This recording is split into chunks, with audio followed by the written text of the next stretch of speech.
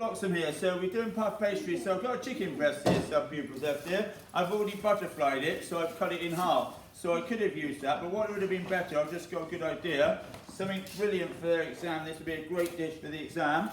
I had a meat hammer somewhere, which is here. I'm going to bash it out and make like a Swiss roll with it, and then put it inside the puff pastry with the bacon. But I'm going to make it nice and colourful.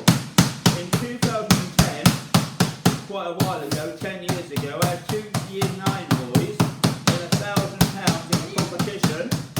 They made this, but they didn't put it in the puff pastry. So they did this chicken roulade with leaf-shaped potatoes. So they did homemade basil inside. Here I've got some red onion, little tomatoes, a little bit of cheese. Then I'm going to put a bit more spinach in. I've got a bit more parsley here because I want the colour in there. So I've got, as you can see, I've got some red, green. I've got a little bit of sun-dried tomato here. So this is better than the normal tomato because it's not so watery. It's got a concentrated flavour and some fresh parsley. They did it with fresh basil and they actually grew the basil themselves. Yeah. So this is a whole chicken breast. Now I'm going to roll it up. Yeah, that's a whole chicken breast. I'm going to put the bacon around it. Now I've actually started to butterfly it, then I bashed it out, so it would have been better. Hopefully this is big enough for it because I've cut a bit of pastry off here. I did have it rolled bigger just now. I don't know if this is big enough. It's going to be hard to roll now, so I might have to stretch it a little bit. I'll just stretch it. So where it's got gluten in, it's quite strong. It doesn't mix. You wouldn't normally stretch it, but I'm stretching it. It was the right size just now, but I gave somebody, they had 1 sausage left. So I'm going to put this inside. I'm going to just turn it off. As soon as I've done this, we're done. So this here, but what would even be better with this, if I had a bit of pastry left, I could put the lattice around it as well. Then I'm going to egg wash it, like that. Miss, have you got one of those little flowers for me a minute? You know, one of the flowers I can press in it.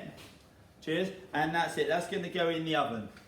Thank you. Bloxham here. We've got chicken en croûte here, which is a chicken roulade in puff pastry. It's got chicken bacon and I've stuffed it with sun-dried tomatoes and some green spinach and green parsley. So I've let it cool a bit because you need to let it rest.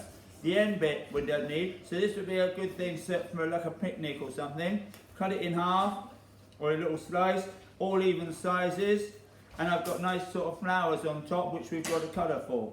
So this keeps it nice and hot inside. And as you can see, it's nice and colourful. We're going to try and move, I'll come and move the camera down.